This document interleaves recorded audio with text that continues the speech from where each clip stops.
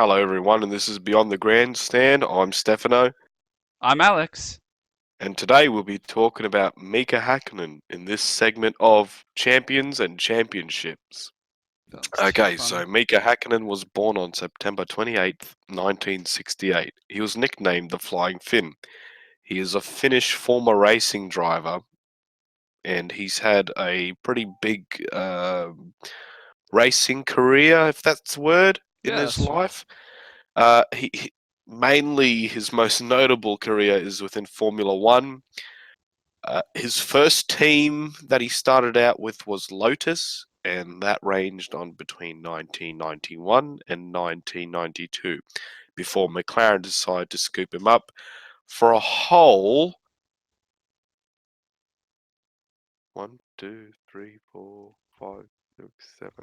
9 years. Okay, I'm gonna re-say that. I had to physically fucking count. I could just hear on my end. I was there, and you're like, for a whole. Then there was a long pause. Then I just heard really quietly in the background, 1, 2, 3, 4, 5, 6, 7, 8, 9. 9 seasons.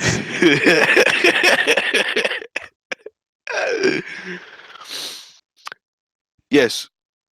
So Mika Hakkinen's most notable career was within Formula One, with his first team being in Lotus. What a meme Lotus was, anyway, between 1991 and 1992. And then McLaren decided to scoop up Mika for a consecutive of 9 years, spanning from 93 up until his last year in Formula One in 2001. As everyone knows, his most notable years are within 98, 99, and his close calls within 2000. Yeah, I'll talk a bit about Hakkinen, Lotus and his yeah, and his accident. I want to use the word collision because nothing's ever an accident. Um, Obviously, start 91 and 92. It was with Lotus. Lotus Yud, or Judd, however the dude spells it. It's basically just the poor man's Cosworth. 1991, he got one points finish in P5. He had two other top 10 finishes, both of which were P9. Did not qualify in France, and he retired in the USA, Monaco, Canada, Germany, Belgium, Spain, and Japan. And then in 1992, he first competed in the Lotus 102D, which was a continuation of the previous year. Achieved three of the five races. Three of them were top 10 finishes. One was a did not qualify, and one was a retirement. Then he switched over to the Lotus 107, and the rest of the year he had six top 10 finishes and 5 points finishes, including two P4s. 91 finished 16th in the championship with 2 points, and then 92 he finished 8th with 11 points. Um, he in his yeah, hang on, trying to find his accident. hmm?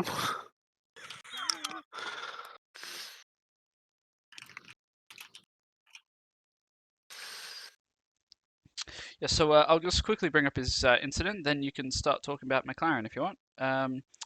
In the race in, I believe it was, yeah, it was in Adelaide. His car suffered a tyre failure during Q1 on Friday. His car got kind of basically became its own space program, and smashed. Hence where his nickname, the Flying Finn, originated. Impacted the barrier side pod first, um, and he then had a skull fracture, internal bleeding, blockage of the airway. Obviously, doctors at Royal Adelaide Hospital, as well as Sid Watkin, had to do a cricothyroidotomy at the trackside, which is where they drill into your neck, into your airway, so air goes in and out through the hole that you've just drilled into his neck, instead of in the mouth. Mm. Yeah, so did that on the side of the track, and then he was taken by ambulance to the hospital. It was only 500 meters away, which is lucky, and he was in critical condition. It was a neurosurgical unit, intensive care, and trauma service. He was in hospital for 2 months, but managed to recover and finished the season 7th in the Drivers' Championship. So yeah, and then obviously, Some pretty impressive recovery. yeah, and he sat out most of 1993. Obviously, 2 years earlier, 2 years before the Mm. incident, he sat out most of 1993 until McLaren picked him up at the end of the year. And obviously, his first appearance was qualifying in Portugal, and that was very impressive. I presume you would want to start talking about his McLaren days, shall we? I won't lie, Mika Hakkinen is my favourite driver, and McLaren West Mercedes is one of my favourite teams within the history of Formula One. Uh, I personally liked Mika Hakkinen within McLaren because, of course, he didn't have the best performance in the team in the early years, and that's not on Mika's fault, but it would have been the research and development of McLaren at the time. But I specifically am in favour of McLaren in the later years, specifically between 97 and 2000, which really made him stick out within the world of motorsports in regards with him in Formula One. His, excuse me, he became the team's official test driver initially for McLaren. And when Michael Andretti left the team, he was taken into the team as a replacement for Michael Andretti, isn't that right?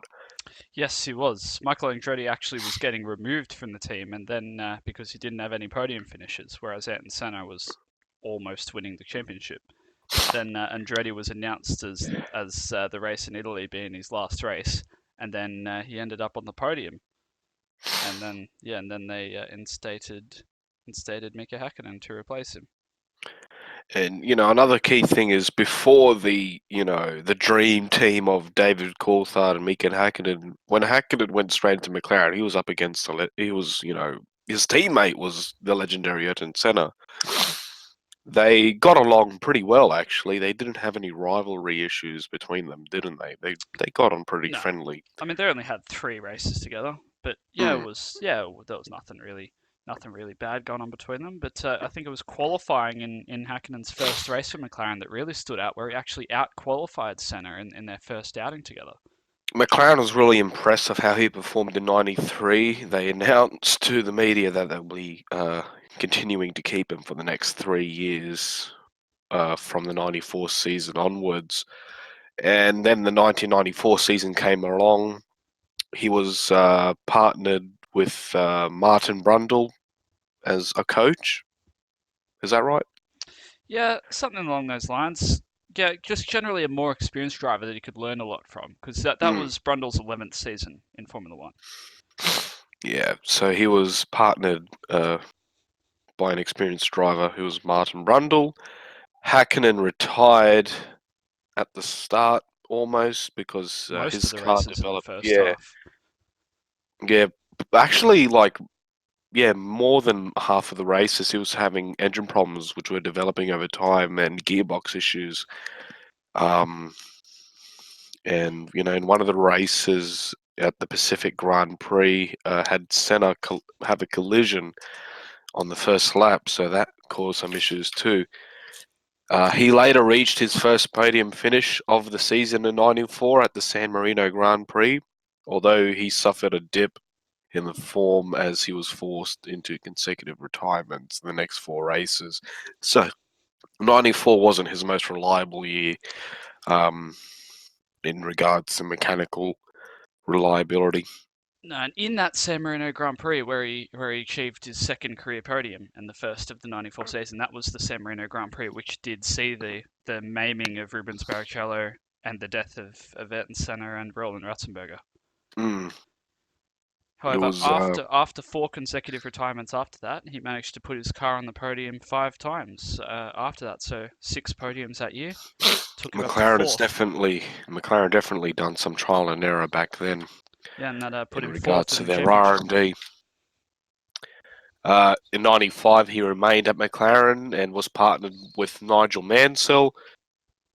And Hakkinen and his teammate Mansell complained that the new vehicle wasn't wide enough to fit in, resulting their hands and elbows striking the sides of the cockpit. So in '95, they had pretty much a very that the design of the vehicle is a lot smaller. So it caused a lot of issues with that specific model's design. And in '95 is he had another airborne accident in That was the Australia. one. That was the one. Yeah. The big one. Yeah. Oh no, it wasn't it? I Yeah, it thought was. I got confused there for a bit.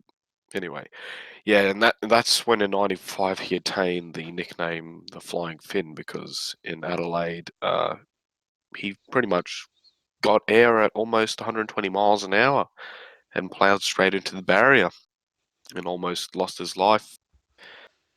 And yeah, as Alex mentioned previously, he was taken quickly into medical care. So a lot happened that year as well with Hakkinen, especially since Australia was the first. No, Australia was the last race in the season, as opposed to the latter years, which it was the first race of the season. Yeah. Pause, cut, Yep. cut. Yep. I got you. I got you.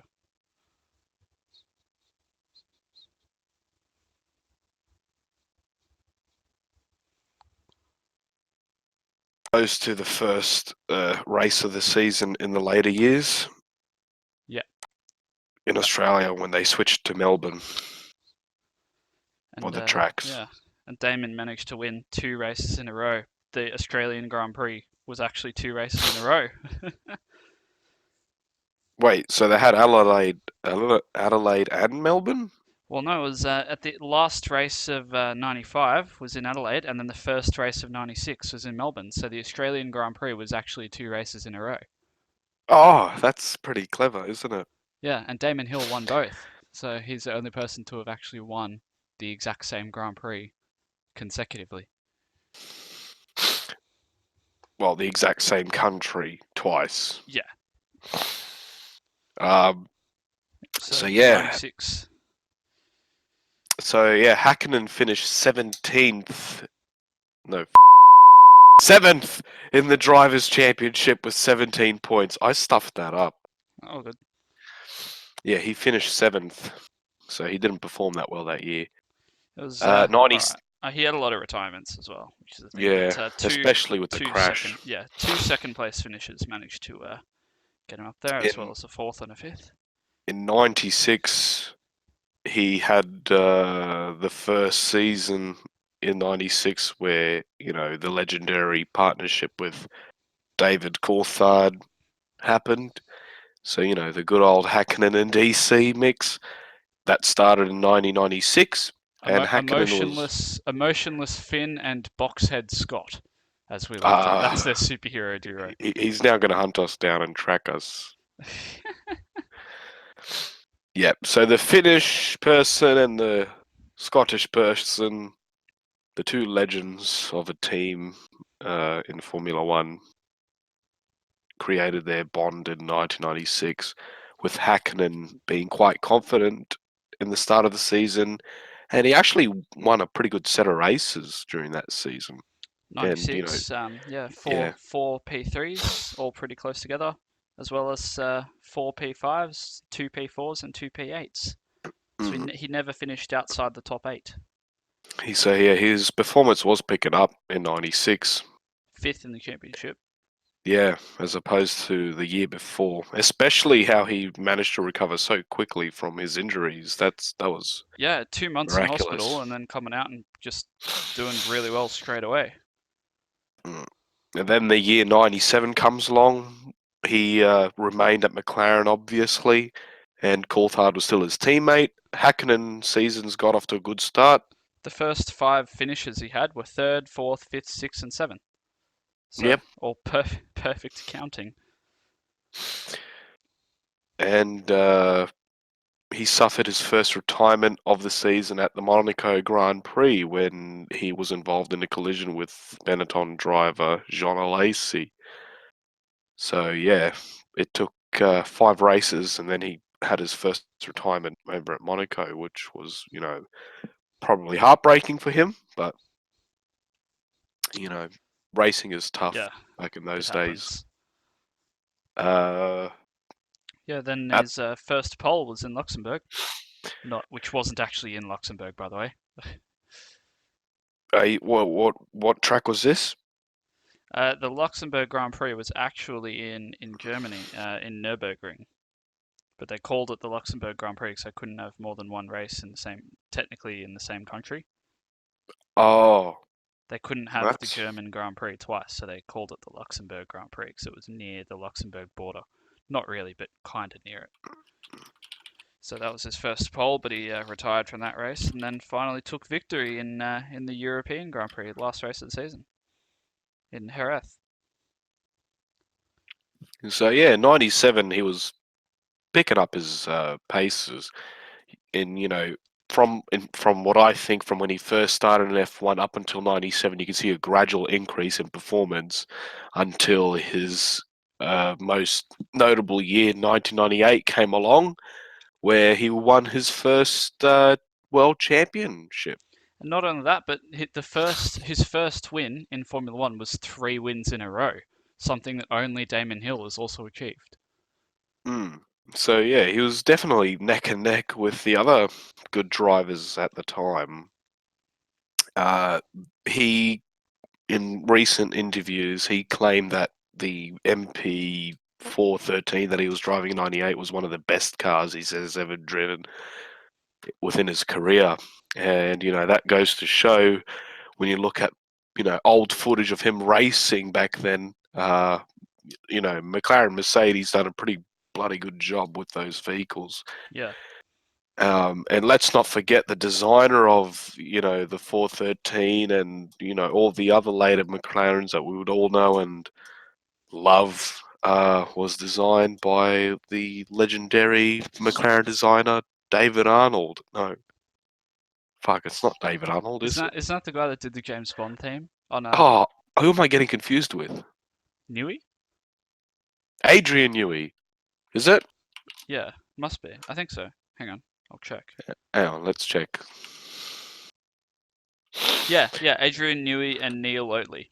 Adrian Newey. Yeah, Yeah, Adrian Newey and Neil Oatley would continue to design the next 4 vehicles within Formula One, which proved to be a successful design of the V10 platform that McLaren Mercedes was using. After a successful year in '98, not much we could talk about there. We know how and yeah, history two felt Grand out there. Slams that year, and each win was always two in a row. There was 2 wins, then a gap, then 2 wins and a gap, 2 wins and a gap, then 2 wins. So it was always Pretty in groups of two. strategically, pretty strategically promising there, isn't it? There, Yeah, Alex. yeah, 100%. Uh, then came 1999. He was driving his MP414 once again with his teammate David Coulthard. How do the race results compare between 99 and 98 there, Alex? Ferrari caught up quite a lot for 99 because McLaren was leaps and bounds ahead of everyone else in 98, but 99 was quite close. I Didn't Michael think, yeah. Schumacher have an accident in '98 which caused the win, or? Yes, Michael Schumacher had to take quite a few races off while testing, I think it was Silverstone. He broke his leg in that and had to lost quite a few races, which caused Ferrari to put all their effort into Eddie Irvine, who had won the first race of the season, and he lost the title by I believe 2 points. Now, some people are there left to argue that Hakkinen had a chance because Michael was out, and you know, I think that's the case too because Michael was a It, hard it would have been charger. close. It would have been Yeah, very, very close. yeah, because he's a hard charger when he was driving back then. Yeah, Considering how he tried to push Jacques Villeneuve off the racetrack in Suzuka, yeah, and he that failed. failed. So he really wanted the win. That was Uh, Jerez, I believe. Yeah, so 99 would be his second Formula One championship win, and he's. It's been a long time since an F1 driver has won 2 years in concession. I I mean, think the last one would have been. last year, 17 and 18. But I mean, Well, no. I'm yeah, talking about retrospectively. I think Hakkinen was, one of the rarer drivers to, win a who win championship consecutively. all of his championships in a row. Yeah, I mean, Vettel was the only other. Vettel and Alonso are the only other people to do that since him. yeah, but that was years after, wasn't it? Yeah, Alonso in 05 and 06, and then Vettel in 2010 to 13. Although, some people say it, all right, yeah, two world championships, and when you compare that to other drivers like Senna Yeah, and statistics don't really tell the full yeah, story. Like when you think of statistics don't. Gilles Villeneuve, for example, never won a championship, but only had 6 wins, but was 7 seconds faster than everyone else in every race he was in. Mm. So yeah, despite him getting two world championships, it doesn't look impressive. When you look at what happened in each race and the difficulty of how a team could win in the races back then, because you had like really dominant teams ready to take the win on the slightest chance if they had, Yeah, and there were namely a lot of other Ferrari and teams too. Jordan. They had Jordan, they had Williams. I mean, less so in '99 and '98, but at the time, I mean, Jordan put up a fight in '99. Frentzen actually mounted a very unlikely championship battle. So yeah, it was difficult back then. A Yeah, and lot more then difficult than what it is now these days. 2000, he actually scored more points than he did in '99. Mm.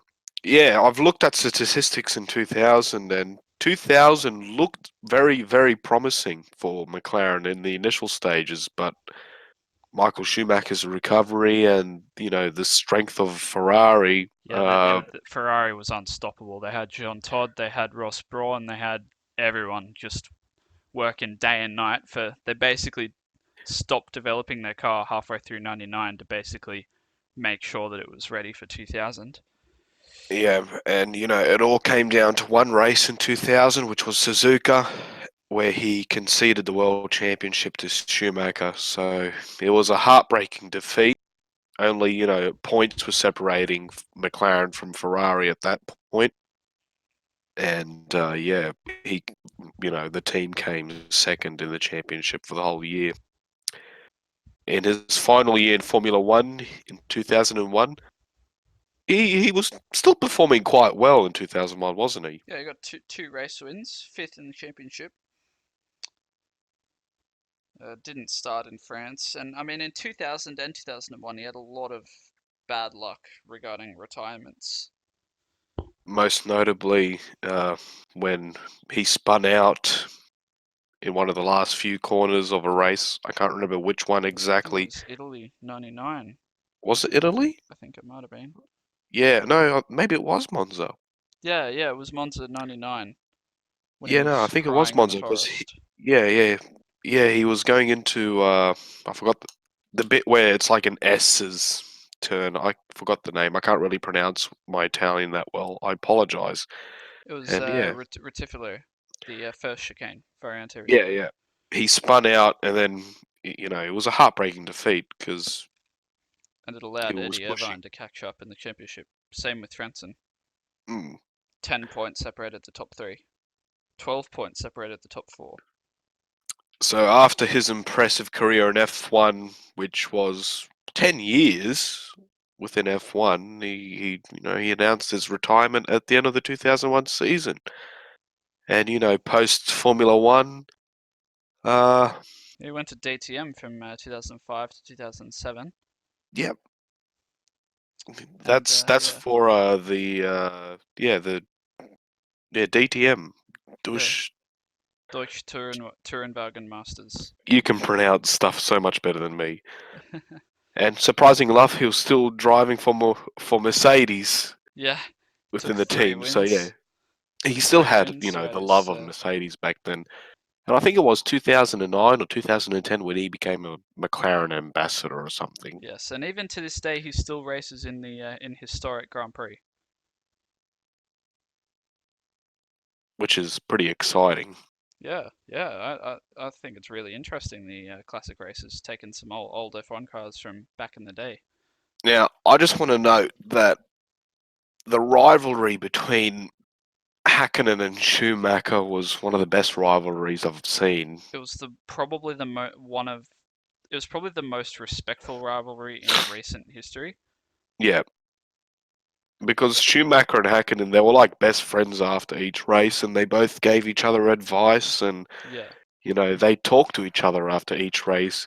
When you compare it to other, rivalries such as Senna and Prost, where you know they wouldn't, excuse me, they wouldn't mind having an argument at each other. Schumacher and Hakkinen never, yeah. threw hands or fists at each other. While on the other hand, Schumacher, was about to knock out David Coulthard in the '97 race, where he, kindly Yeah, removed his one of his wheels. and by knockout we don't mean on track.